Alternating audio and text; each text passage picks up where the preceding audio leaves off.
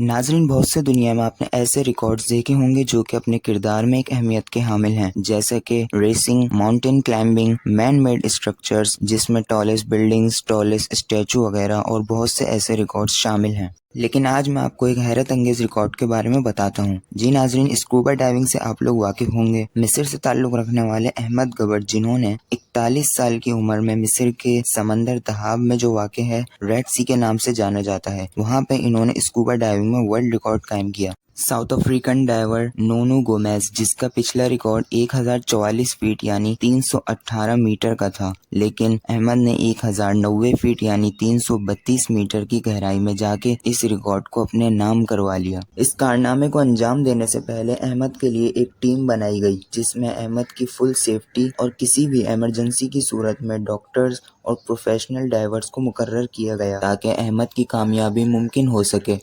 Scuba diving کے دوران ایک چھوٹی سی غلطی بھی انسان کو سمندر کی گہرائیوں میں دفن کر سکتی ہے۔ 1994 میں میکسیکو کے ایک اسکوبا ڈائیور شیک ایکسلے، جو کہ اسکوبا ڈائیونگ کے پچھلے ریکارڈ کو توڑنے کے لیے اپنی جان کی بازی ہار چکے تھے۔